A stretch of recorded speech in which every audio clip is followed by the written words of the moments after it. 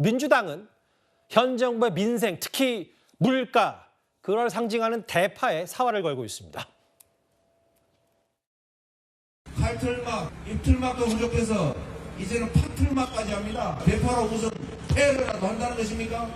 이 투표소 들어갈 때는 이 대파는 안 되고 쪽파는 된다고 합니다. 나중에 오늘 사전투표 혹시 가시면 오른쪽 왼쪽에 대파는 빼고 쪽파만 붙여가지고 가도록 하십시오. 구승찬 후보 한번 써보시는 것 같아요. 써보세요.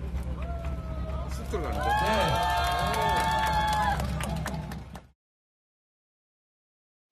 네. 아예 뭐 대파 헬멧도 등장하고 뭐 대신 명품백을 가져가자. 일부 온라인 커뮤니티에서는 이제 민주당 지지자들 뭐 분들인지는 모르겠습니다만 일단 여러 이런 챌린지 형식의 투표 동료까지 얘기했는데 오늘은 아예 민주당 지도부인가요? 선관위에서 선관위를 찾아가서 왜 대파 반입 안 되냐 이렇게 항의 방문을 했더라고요.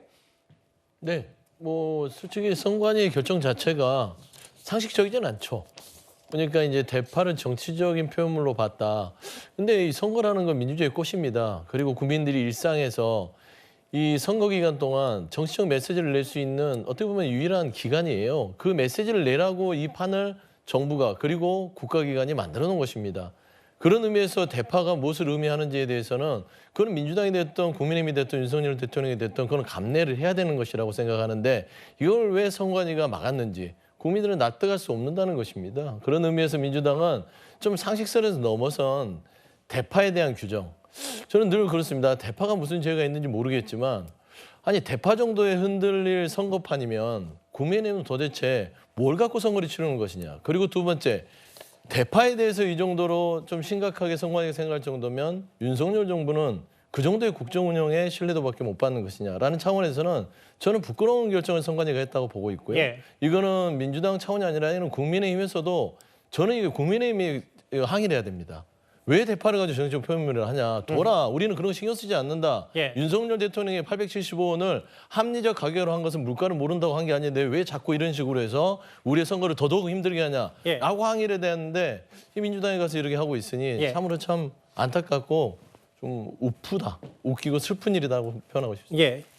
근데 저거는 원칙적인 문제예요. 예를 들어서 선거 운동할 때 정치적 뭐 표현물을 사용하지 말라 이런 취지가 아니거든요. 예. 대파가 갖는 정치적인 의미는 뭐 물가 관리 실패이겠죠. 근데 그것을 평상시에 들고 다녀도 됩니다. 선거운동 마음껏 하셔도 돼요. 그런데 투표장에 들고 가지 말라는 겁니다. 왜 대파를 투표장에 들고 갑니까? 투표 장소에는 특정인에게 영향을 끼칠 수 있는, 특히 투표하러 온 분들께 영향을 끼칠 수 있는 행위를 하면 안 돼요. 그러니까 투표장에 갖고 오지 말라는 건데 밖에서 하시면 되잖아요.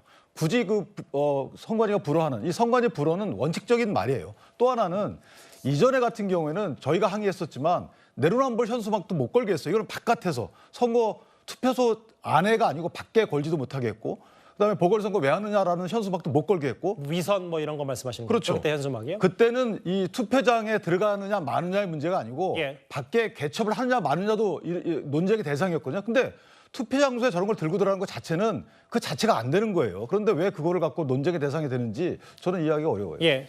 그러니까 뭐 일각에서는 그러면 대파 말고 양파를 들고 가자. 보수 진영 쪽에서는 까도 나오니까 뭐 그런 이야기도 하지 않습니까? 그러니까 이 논쟁 자체를 일부 지금 민주당 지지자들이 대파 문제를 정책 논쟁으로 만들어 버린 거잖아요. 자, 대파가 지금 뭐 8,000원, 뭐 9,000원 한다고 지금 제가 저희 신문에서 조사를 해보니까 2,000원에서 3,000~4,000원 정도 하더라고요. 8,000원 가까이는 안 간다 이 그렇습니다. 말씀하시는 이게 왜 거예요? 물가라는 게 어떤 이 수급에 따라서 기후에 따라서 오르고 내리고 하는 거잖아요. 예. 그리고 이게 지금 문재인 정부 때도 이 가격이 꽤 높을 때도 있었습니다. 예. 근데 이 어떤 일시적인 가격을 두고 이걸 물가 실패다라고 이야기하는 거 전반적으로 지금 물가라는 게 아시겠지만 기후 변화라든지 생산 문제 사과도 말이죠. 지금 기후 변화 때문에 생산이 잘 안 됩니다. 자, 그런 것 때문에 이제 물가 관리를 하는 거고 예. 그러면서 정부 입장에서는 그런 것들을 잘 관리해야 되겠지만 근데 이걸 가지고 무슨 물가의 어떤 결정적인 실패인 양 이미지화하는 거 제가 볼 때는 너무 과다하다는 생각이 듭니다. 그 성춘 부의장께만 질문을 안 드려서 저희가 공의 드려볼게요. 일단 특정 물품을 정책 의사 표현의 도구 등으로 사용하는 경우는 우려된다. 주말 사이에 아마 국민의힘에서는 그럼 우린 뭐 법인카드 가져가도 되냐, 뭐 초밥 가져가도 되냐 이렇게 얘기했는데 아까 서영주 부대변인의 말을 좀 인용해서 성춘 부의장께 질문 드리면 어쨌든 대파 논쟁의 본질이 윤 대통령이 스스로 이거는 뭐 다른 대비에 875원이면 합리적이네라는 표현으로 이 부분 결국은 지금 이 대파 논쟁도 민주당으로서는 선거 전략으로선 여전히 유효하고 잘 먹히고 있기 때문이다. 이렇게 받아들이면 되는 겁니까? 근데 저 대파 관련해서 동선관위에 물어본 게 민주당이 아닙니다. 예. 그냥 유권자 한 분이 물어본 거고 예. 저는 오히려 선관위의 저런 해석을 듣고 저는 국힘이 항의 방문했어야 되는 거 아니냐라고 아까 오히려 최영주 부대님도 비슷한 얘기를 하셨는데. 그러니까 예. 그렇게 생각합니다. 그러니까 이거에 대해서 국민들이 자유롭게 할 수 있는 부분이고 아까 말씀하신 것처럼 이 선거에 어떤 영향을 주느냐 유권자의 투표 형태에 가장 큰 영향을 주는 게 경제 투표 아닙니까? 그렇기 때문에 물가 상황에 대해서 국민들이 민감하게 반응하기 때문에 민주당의 입장에서는 이 대파 논란이 계속해서 유지되는 것 그리고 유권자들이 이걸 갖고 하나의 놀이를 하는 것 이런 것들은 나쁠 게 없는 것이죠. 그리고 아까 그래서 문재인 정부 때도 못 잡지 않았느냐 이런 거 저는 동의하는 부분입니다. 예. 문재인 정부 때도 못 잡았던 부분이 있었죠. 그런데 그렇다면 국민의힘에서 지금 얘기해야 되는 것은 지금 이 대파, 이 농산물품 기후 위기로 인해서 우리가 물가를 못 잡았는데 이러기 위해서 사실 뭐 제도를 뭐 법을 통과시키려고 하는데 민주당이 막고 있다라든지 그런 식으로 민주당에 대해서 지적을 해야지 그냥 문재인 정부 때도 올랐다 이런 식의 비판에 대해서는 과연 국민들께서 공감을 하실지 의문이다라는 말씀을 한마디 붙이고 싶습니다. 각 당의 아킬레스건 일단 선거 막판에 있었던 여러 가지 얘기들을 공히 저희가 하나하나 살펴봤습니다.